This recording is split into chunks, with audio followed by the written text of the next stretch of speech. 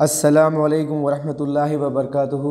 मैं Sajjad Sarfaraz SGT learning tree academy में आप तमाम हजरात का खैर मकदम करता हूँ। आज की हमारी class number 6 stages of child development, बच्चों की नशोनुमा के मदारिज के बारे में होगी। इसका पार्ट 1 है। पूरे स्टेजेस लाइन वाइज आते जाएंगे इंशाल्लाह, पार्ट्स मुख्तलिफ पार्ट्स के अंदर। तो आज की हमारी पहली क्लास के अंदर हम पहले स्टेज के बारे में देखेंगे कि पहले स्टेज के बारे में क्या क्या मालूमात दी जाती है, क्या क्या मालूमात अहम है, इसमें से किस तरह के सवालात पूछे जा सकते हैं।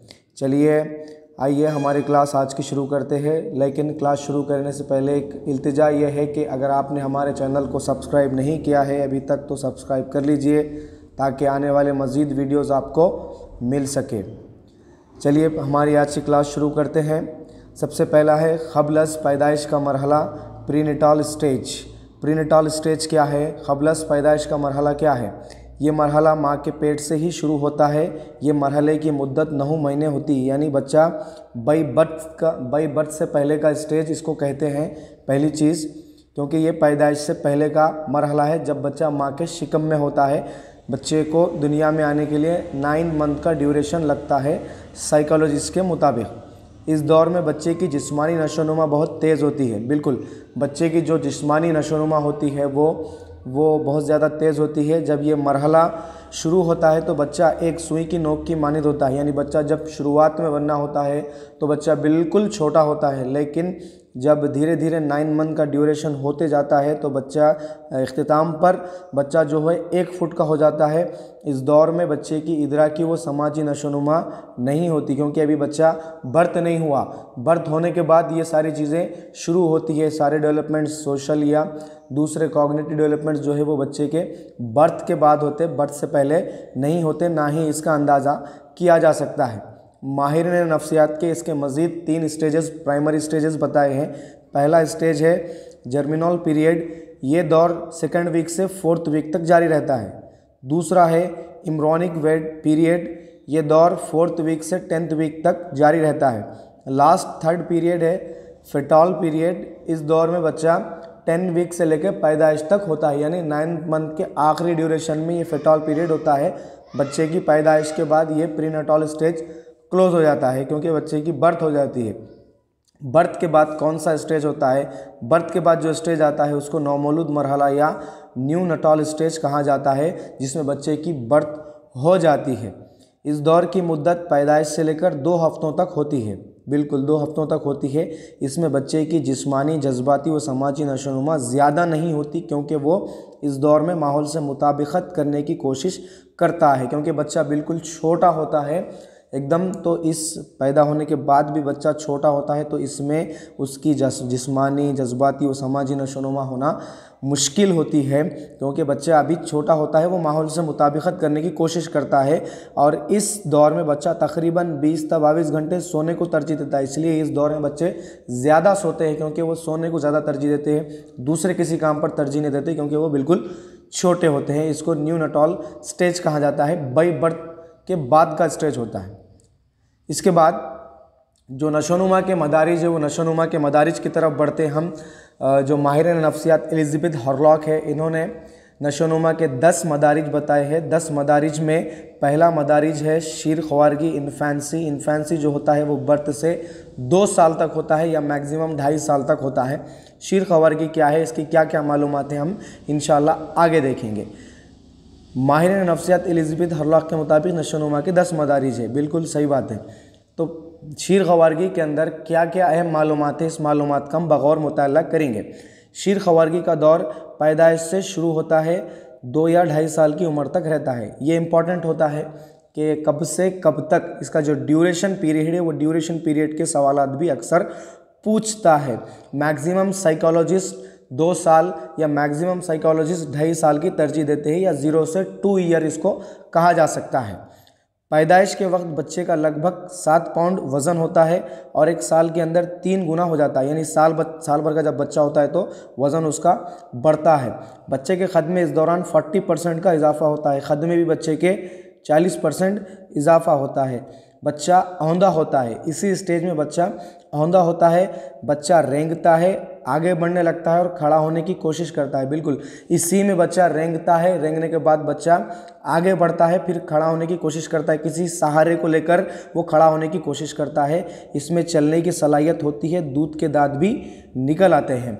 हाँ, पहले खड़ा होने की कोशिश करता है, सहारे के तौर पर खड़ा होता है, उसके बाद धीरे धीरे वो पकड़ कर चलने लगता है, फिर बगैर सहारे के कुछ दिनों बाद बगैर सहारे के वो चलने लगता है। फिर इसी स्टेज में दूध के दांत भी निकल आते हैं।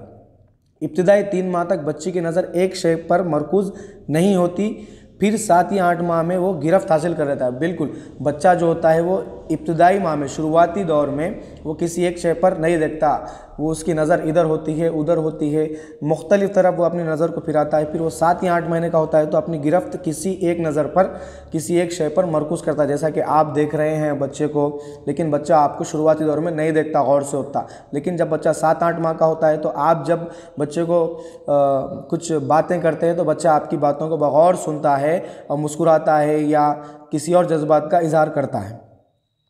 1 साल तक बच्चे छोटे छोटे फ़िक्रे बोलने लगता है और 2 साल तक अपने हरकत पर काबू पाता है। बिल्कुल 1 साल तक बच्चा जो होता है छोटे छोटे अल्फाज, कुछ तो भी मम्मा, बाबा, दादा, कुछ तो भी अल्फाज, ऐसे आवाज़ें, मुख्तलिफ आवाज़ें वो बोलने लगता है। फिर वो 2 साल तक, फिर जब 2 साल का होता है, इन्फेंसी जब कंप्लीट होता है तो वो अपने हरकत पर काबू पाने लगता है।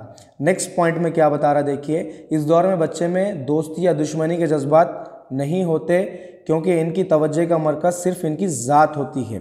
इसमें ना तो दोस्ती के जज्बात होते ना दुश्मनी के जज्बात होते।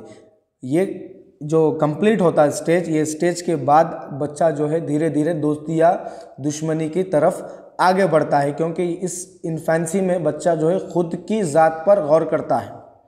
जब बच्चों में इस्तिदलाल की सलाहियत पैदा होती है तब वो दूसरों की तरफ मुतवज्जे होता है।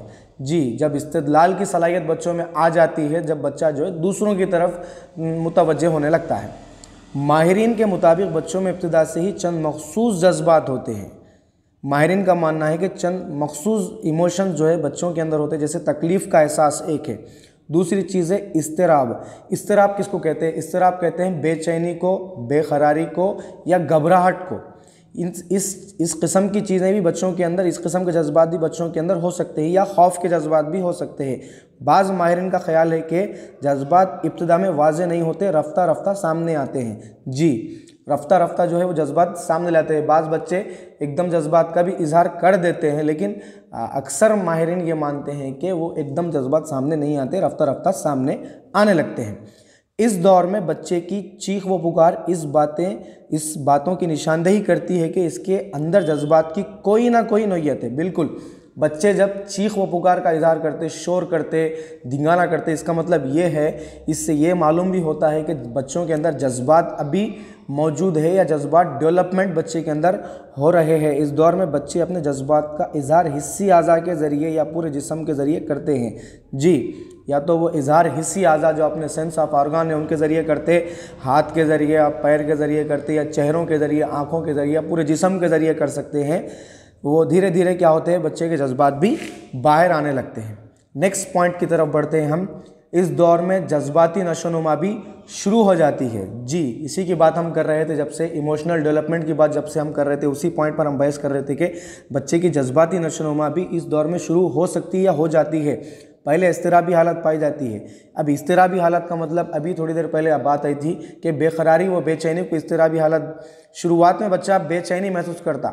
मिसाल के तौर पर जब आप छोटे बच्चे को जो इन्फेंसी पीरियड में मौजूद है, उसको आप किसी के लड़के को आप ख़रीब लेने की कोशिश करें तो बच्चा एकदम आपके क़रीब नहीं आता, क्योंकि उसके अंदर इस्तिराबी हालत होती है, वो बेचैनी की हालत में होता है। तो वो बेचैनी महसूस करता है किसी और शख्स के पास जाने की, क्योंकि वो शख्स को नहीं पहचानता उन्हें, इसलिए वो इस्तिराबी हालत में होता है। लेकिन धीरे धीरे क्या होता है, खुशी व गम जैसे जज्बात का एहसास भी करता है। अगर आप फ्री हो गए, आप चॉकलेट दे या कोई और चीज़ उसको खिलौने की चीज़ दे तो वो खुशी महसूस करता है, तब आपके करीब भी आता है। फिर जज्बात का, एहसास का, रंज का या किसी और जो जज्बात होते हैं उसका भी वो इजहार करता है। इस दौर में बच्चा चीज़ों को देखकर तजुर्बा करता है, इसके बाद छू कर फिर इस्तेमाल करके तजुर्बा करता है। ये सारे अमल इसकी नशोनुमा पर मुनस्सिर होते हैं या मुश्तमिल होते हैं। पहले तो बच्चा तजुर्बा करता है, देखता है, गौर करता है, तजुर्बा करता है, फिर उसको छूता है, फिर छूने के बाद अगर उसको वो चीज़ तकलीफ़ ना दे तो फिर क्या करता है, उसको वो इस्तेमाल करता है या तजुर्बे में लाता है, फिर धीरे धीरे क्या करता है, वो तजुर्बे की तरफ बढ़ता है। तो ये सारा अमल जो होता है उसके डेवलपमेंट पर मुनस्सिर होता है। पहले साल में बच्चा 3 या 4 से 10 से 15 अल्फाज का ज़ख़ीरा कर लेता है, 3 या 4, उससे पर धीरे धीरे बढ़ते हुए 10 से फिर 15, फिर बढ़ते हुए 20 की तरफ वो ज़ख़ीरा अल्फाज को ज़ख़ीरा कर लेता है। जो अल्फाज जो रोज़मर्रा में हम इस्तेमाल करते हैं या बच्चे के वालिदैन इस्तेमाल करते हैं, जो घर में रहने वाले अफराद इस्तेमाल करते हैं, वो बच्चा वो वर्ड्स को याद कर लेता है।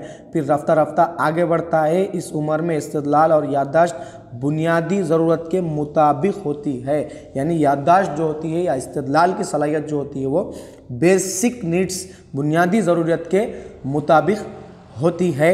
ये था इन्फेंसी का पीरियड, बहुत अहम पीरियड है। इसमें से मुतालिक सवालात पूछे जा चुके भी हैं, पूछे जा सकते भी हैं। एप्लीकेबल क्वेश्चंस इसमें से निकालकर सवाल बनाकर पूछता है। इसको बहुत गहरे मुताले की ज़रूरत है, इम्पॉर्टेंट है। ये स्टेजेस में कम से कम एक सवाल टेट के अंदर या सी टेट के अंदर या एपी टेट के अंदर, किसी भी टेट के अंदर आ सकता है। आज की हमारी क्लास ख़त्म हो चुकी है, मुकम्मल हो चुकी है। मैं उम्मीद करता हूँ कि मेरी क्लास आपको समझ में आई होंगी। अगर आपको मवाद अच्छा लगे तो आप कमेंट बॉक्स के अंदर मुनासिब राय दे सकते हैं। जज़ाकल्लाह, शुक्रिया, अस्सलाम वालेकुम।